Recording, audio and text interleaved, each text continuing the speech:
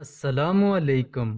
خواتین کی سرعام آبروریزی تو عیسائیوں کے لیے ایک دلچسپ تفریح تھی، مگر سب سے لذت انگیز تماشا یہ تھا کہ وہ دودھ پیتے بچوں کو ماؤں کی گود سے چھین لیتے تھے، پھر ان معصوموں کو ہوا میں اچھال کر اپنی تلواروں پر روکنے کی کوشش کرتے تھے۔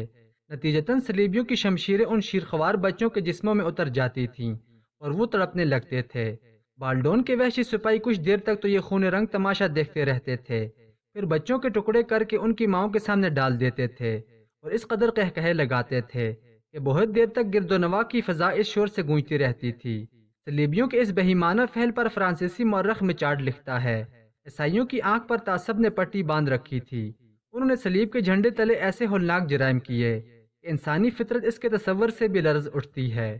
بالڈون اپنے بڑے بھائی کی وصیت پر پورا عمل کر رہا تھا۔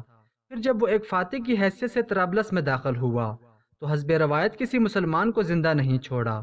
جب اہل ایمان کے خون سے طرابلس کے گلی کوچے بھر گئے تو بالڈون مسلمانوں کے عظیم کتب خانے کی طرف متوجہ ہوا، جس میں 3 لاکھ کے قریب نادر و نایاب کتابیں تھیں۔ اس کتب خانے کی وسعت و عظمت کا اندازہ اس سے کیا جا سکتا ہے کہ 100 سے زیادہ کاتب دن رات نفل میں مصروف رہتے تھے۔ جب بالڈون طرابلس کے کتب خانے کی طرف بڑھا تو اپنے وقت کا متعصب ترین پادری گارزن بھی اس کے ہمراہ تھا۔ پادری کے ہاتھ میں ایک جلتی ہوئی مشعل تھی اور وہ دنیا کی نہایت قیمتی اور نایاب کتابوں کو آگ لگانے جا رہا تھا۔ جب کتب خانے کے منتظم ارسلان کو صلیبیوں کے اس خوفناک ارادے کی خبر ہوئی تو عمارت کے صدر دروازے پر آ گئے۔ ان کے پیچھے 50 کے قریب کاتب بھی تھے۔ قاضی ارسلان نے اس عظیم علمی سرمایہ کو بچانے کے لیے پادری گارزن کے سامنے ہاتھ جوڑ دیے اور کسی فقیر کی طرح گڑگڑاتے ہوئے کہا، ہمیں پتہ ہے کہ ہماری گردنیں تمہاری تلواروں سے محفوظ نہیں رہیں گی۔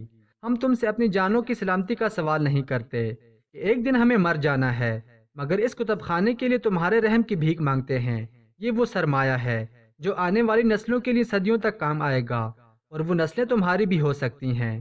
علم تو تمام انسانیت کی میراث ہے۔ قاضی ارسلان نے علم دوستی کا حق ادا کر دیا تھا۔ انہیں اپنی جان سے زیادہ ان یادگار تصانیف کی فکر تھی جو اہل دانش کی صدیوں کی تحقیق و جستجو اور ذہنی کاوشوں کا نتیجہ تھیں، مگر جنونی پادری گارزن نے قاضی ارسلان کے تمام التجاؤں کو نہایت حقارت کی نظر سے دیکھا اور غضبناک لہجے میں بولا، ہم نے یسوع مسیح سے وعدہ کیا ہے کہ ہم اس زمین پر مسلمانوں کی کسی یادگار کو قائم نہیں رہنے دیں گے۔ پھر پادری گارزن کے اشارے پر قاضی ارسلان اور 50 مسلمان کاپتوں کے سر قلم کر دیے گئے۔ اس کے بعد گارزن نے آگے بڑھ کر کتب خانے کو آگ لگا دی۔ پادری کی تقلید میں دوسرے عیسائی سپاہیوں نے بھی اپنی مشعلیں روشن کر لیں اور عقل و دانش کے عظیم ذخیرے پر حملہ کر دیا۔ 3 لاکھ کتابوں کے جلنے میں کئی گھنٹے لگ گئے۔ پورا علاقہ دھوئیں سے بھرا ہوا تھا اور فضاؤں میں صلیبیوں کے وحشیانہ قہقہے گونج رہے تھے۔ قتل و غارت کا طویل کھیل کھیل کر بالڈون بھی دنیا سے رخصت ہو گیا۔ پھر اس کی جگہ بالڈون ثانی تخت نشین ہوا۔ بالڈون ثانی نے بھی گاڈفرے کی طرح مسلمانوں کے قتل و عام کو عبادت کا درجہ دے دیا تھا۔ یہ وہ بغیرت عیسائی حکمران تھا کہ ایک بار رملہ کے قیام کے دوران مسلمانوں نے پورے شہر کو گھیر لیا تھا۔ اس صورتحال میں بالڈون ثانی کے باہر نکلنے کی کوئی صورت باقی نہیں رہی تھی، یہاں تک کہ وہ اپنی زندگی سے مایوس ہو چکا تھا۔ پھر اس موت کی وادی میں ایک مسلمان ہی اس کے کام آیا تھا۔ یہ وہ مسلمان سپاہی تھا جس پر بالڈون نے کبھی کوئی احسان کیا تھا۔ آخر اس مسلمان نے احسان کا بدلہ اتارنے کے لیے بالڈون ثانی کو ایک خفیہ راستے سے شہر سے باہر نکال دیا۔ پھر جب بالڈون ثانی اپنی محفوظ پناہگاہ تک پہنچ گیا تو پھر اس نے ایک بھاری لشکر کے ساتھ رملہ پر حملہ کر دیا، جس کے نتیجے میں بہت سے مسلمان شہید ہوئے۔ صلیبیوں کی طاقت روز بروز بڑھتی جا رہی تھی، یہاں تک کہ عیسائیوں کی 4 مضبوط ریاستیں قائم ہو گئی تھیں۔ ابھی یہ سیلاب بلا کچھ اور مسلم علاقوں کو لپیٹ میں لینے والا تھا کہ عماد الدین مرحوم نے ایڈیسا میں جولسن ثانی کو شکست دے کر صلیبی سلطنت کا ایک مضبوط ترین ستون ڈھا دیا۔ بعد میں سلطان نور الدین زنگی نے جولسن ثانی کو اندھا کر کے ہمیشہ کے لیے اس فتنہ گر کی سازشوں کو ختم کر دیا تھا۔ ابھی دنیا بھر کے عیسائی ایڈیسا کی شکست کا ماتم کر ہی رہے تھے کہ صلیبیوں میں ایک اور فتنہ گر پیدا ہوا جو مذہبی عصبیت میں دوسرے عیسائیوں سے زیادہ سفاک تھا۔ یہ ایک پراسرار راہب سینٹ برنارڈ تھا۔ یہ ایک امیر خاندان سے تعلق رکھتا تھا۔ یک برنارڈ عیش و عشرت کی زندگی چھوڑ کر تارک الدنیا ہو گیا اور ایک غار میں بیٹھ کر 15 سال تک عبادت کرتا رہا۔ ایڈیسا کی شکست نے صلیبیوں کو اس قدر بدحواس کر دیا تھا کہ انہیں یروشلم کے ساتھ باقی عیسائی سلطنتیں بھی خطرات میں گری نظر آ رہی تھیں۔ اس صورتحال کے پیش نظر عیسائی راہبوں نے گرجاؤں میں بڑی پرجوش تقریریں کیں، ان کی قومی غیرت کو للکارا اور مسلمانوں کے خلاف مذہبی جذبات بڑھکانے کی سخت ترین کوششیں کی گئیں، مگر ان کی ہر تدبیر رائے گاں گئی۔ عیسائی اکثریت پادروں کے حلقہ اثر سے نکل چکی تھی، اور اس کی ایک ہی وجہ تھی کہ زیادہ تر عیسائی راہب بھی عام لوگوں کی طرح بدکارانہ زندگی بسر کرتے تھے۔ نتیجتاً صلیبیوں کے دلوں سے اپنے مذہب پیشواؤں کا احترام ختم ہو چکا تھا۔ آخر عیسائی دانشمندوں کو ایک تدبیر سوجی، اور وہ اس غار میں پہنچے جہاں سینٹ برنارڈ اپنی عبادت میں مصروف تھا۔ آپ کون لوگ ہیں؟ 3 اجنبیوں کو اپنے سامنے پا کر سینٹ برنارڈ حیران ہو گیا تھا۔ ایک عیسائی دانشمند نے ریاکاری کے ساتھ اپنے لہجے کو پرسوز بناتے ہوئے کہا، اے عظیم راہب، ہم صلیب کے بندے ہیں اور آپ کو عیسائی قوم کی حالت زار سنانے آئے ہیں۔ عیسائیت کے نام پر سینٹ برنارڈ چونک اٹھا اور اس کے چہرے سے پریشانی کا رنگ جھلکنے لگا۔ صاحبوں، میں تو ایک طویل عرصے سے اس نیم تاریخ غار میں پڑا ہوں، مجھے باہر کی دنیا کی کوئی خبر نہیں۔ آپ بتائیں کہ میری قوم پر کیا گزری ہے؟ سینٹ برنارڈ کی بات سن کر دوسرے عیسائی دانشمند نے بھی انتہائی عیاری کا مظاہرہ کیا اور رقت آمیز لہجے میں ایڈیسا کے عیسائیوں کی ذلت آمیز شکست کا حال سنانے لگا۔ یہ المناک واقعہ سن کر سینٹ برنارڈ کا سرخ و سفید چہرہ اذیت و کرب کے غبار سے ہلکا سیاہی مائل نظر آنے لگا تھا۔ میں ایک ناتواں راہب اپنی قوم کے کس کام آ سکتا ہوں؟ سینٹ برنارڈ ایک جذباتی انسان تھا۔ صلیبیوں کی ہلاکت و بربادی کی خبر سن کر اس کی آنکھوں سے نمی جھلکنے لگی تھی۔ اب آپ ہی صلیب مقدس کو مسلمانوں کی یلغار سے محفوظ رکھ سکتے ہیں؟ سینٹ برنارڈ نے حیران ہو کر پوچھا، وہ کس طرح؟ عیسائیوں کے دلوں پر مسلمانوں کی ایسی ہیبت چھائی ہے کہ وہ کسی طرح بھی ایڈیسا کی شکست کا بدلہ لینے پر آمادہ نہیں ہوتے۔ پہلے عیسائی دانشمند نے سینٹ برنارڈ کو الفاظ کے جال میں پھنسانے کی کوشش کی۔ سینٹ برنارڈ کی حیرت میں مزید اضافہ ہو گیا اور کہنے لگا، میں اپنے ہم قوموں کا یہ خوف کیسے دور کر سکتا ہوں؟ دوسرے دانشمند نے اپنی چال چلتے ہوئے کہا، اب آپ کی واضح و تقریریں ہی صلیبیوں کے سرد دلوں میں انتقام کی آگ بھڑکا سکتی ہیں۔ سینٹ برنارڈ نے چند سکوت کے بعد کہا، عیسائی دنیا میں مجھ سے بھی بڑے عیسائی راہب موجود ہیں، پھر میری کون سنے گا؟ تیسرے دانشمند نے دلیل پیش کرتے ہوئے کہا، عیسائیوں کے تمام مقدس پیشوا اپنے اعتبار کھو چکے ہیں، اس لیے ان کی کوئی نہیں سنتا۔ سینٹ برنارڈ کچھ دیر تک گہری سوچ میں ڈوبا رہا، پھر عیسائی دانشمندوں سے مخاطب ہو کر بولا، میں برسوں سے گوشہ نشینی کی زندگی بسر کر رہا ہوں، چند لوگوں کے سوا مجھے کوئی جانتا تک نہیں ہے، پھر میری تقریریں صلیبیوں کو کیا متاثر کریں گی؟ پہلے عیسائی دانشمند نے پرسوچ لہجے میں کہا، یہ کام آپ ہم پر چھوڑ دیں، عنقریب پوری عیسائی دنیا آپ کے روحانی مقام کو پہچان لیں گی، بس ایک التجا ہے کہ آپ خاموشی کے ساتھ ہماری ہدایت پر عمل کرتے رہیں۔ عیسائی دانشمندوں نے کچھ ایسی دل فریب چالیں چلی تھیں کہ سینٹ برنارڈ کے دل میں نمود و نمائش کے جذبے نے دوبارہ کروٹ لی، اور وہ غار کے ایک نیم تاریک گوشے میں بیٹھ کر عیسائی دنیا کے روحانی قیادت کے خواب دیکھنے لگا۔ پھر وہ تینوں عیسائی دانشمند غار سے نکل کر فرانس کے چند امیر لوگوں سے ملے اور انہیں اپنے منصوبے کی تفصیلات بتائیں۔ صلیب کے تحفظ کی خاطر فرانسیسی عمران نے دانشمندوں کو اپنی پوری حمایت کا یقین دلایا۔ پھر چند روز بعد ہی فرانس کے مشہور شہر ویزلی کے گلی کوچوں میں یہ خبر بڑی تیزی سے گردش کرنے لگی کہ سینٹ برنارڈ ایک خدا رسیدہ بزرگ ہے اور ان پر یسوع مسیح کی رحمتیں براہ راست نازل ہوتی ہیں۔ جاہل اور کمزور عقیدے کے عیسائی بہت جلد ان خبروں سے متاثر ہو گئے اور غار کے باہر لوگوں کا ہجوم رہنے لگا۔ اس ہجوم میں غربت و افلاس زدہ عیسائی بھی شامل تھے اور بیمار و ناکارہ بھی۔ عیسائی دانشمندوں کو ویزلی کے عمراء کی در پردہ حمایت حاصل تھی، اس لیے بڑے منظم طریقے سے منصوبہ سازی کی گئی تھی۔ سینٹ برنارڈ جس غال میں 15 سال سے مقیم تھا، وہ ایک ویران علاقے میں واقع تھا۔ عیسائی دانشمندوں نے ویزلی کے عمراء تعاون سے 7 طاقتور محافظ غار کے دروازے پر کھڑے کر دیے تھے، اور ان کے بارے میں مشہور تھا کہ یہ سینٹ برنارڈ کے خدمتگار ہیں، جن کی اجازت کے بغیر کوئی شخص غار کے اندر نہیں جا سکتا تھا۔ پھر جب رات کا اندھیرا پھیل جاتا تھا تو عیسائی دانشمند اپنی مرضی کے چند آدمی غار میں داخل کر دیتے تھے۔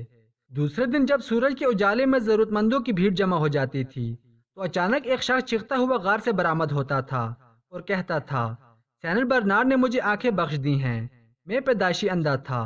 دوسرا شخص یہ نعرہ لگاتا ہوا نکلتا تھا، سینٹ برنارڈ نے مجھے طاقت اور رفتار عطا کر دی، میں برسوں سے اپاہج تھا۔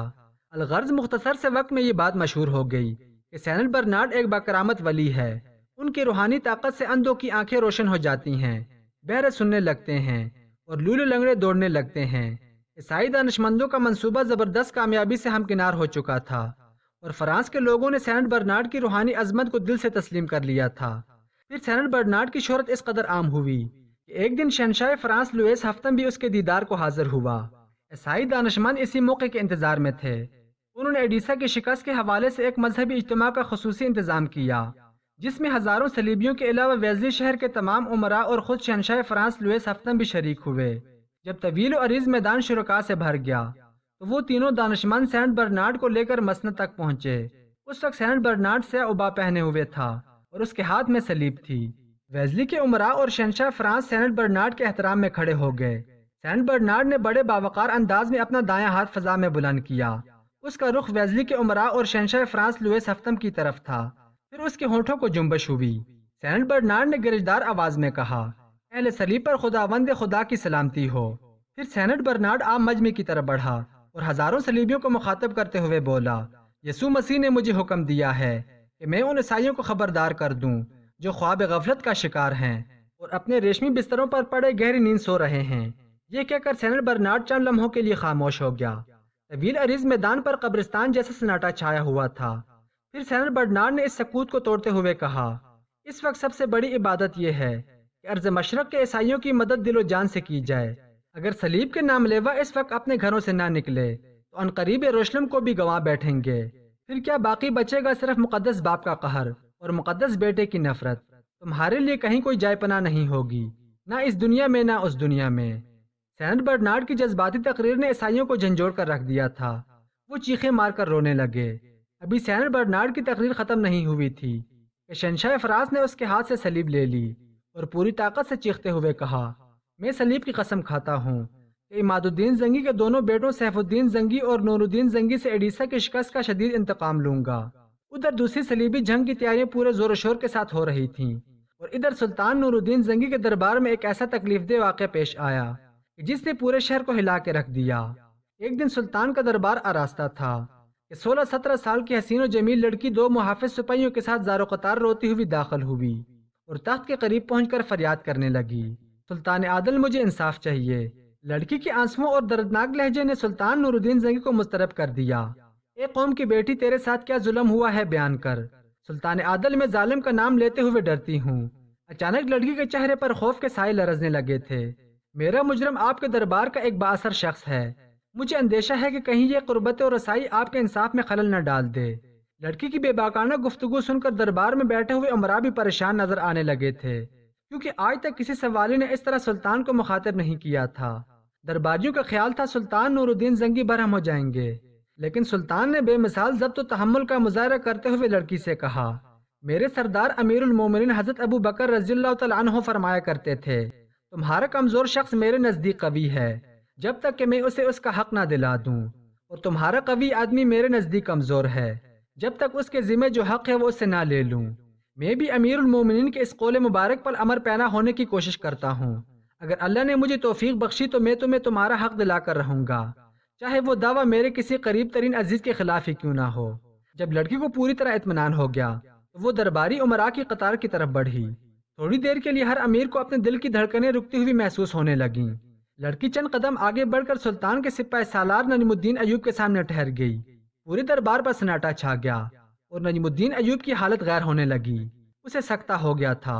سالار نجم الدین کے بیٹے یوسف صلاح الدین نے میرے ساتھ ایسی شرمناک زیادتی کی ہے کہ جسے بیان کرنے کا مجھ میں حوصلہ نہیں ہے۔ یہ کہہ کر لڑکی نے اپنا منہ چھپا لیا اور سسک سسک کر رونے لگی۔ لڑکی کے اس انکشاف نے اہل دربار پر سکتہ طاری کر دیا تھا اور نجم الدین ایوب کو یوں محسوس ہوا جیسے ارض شام شدید زلزلے کی لپیٹ میں ہے۔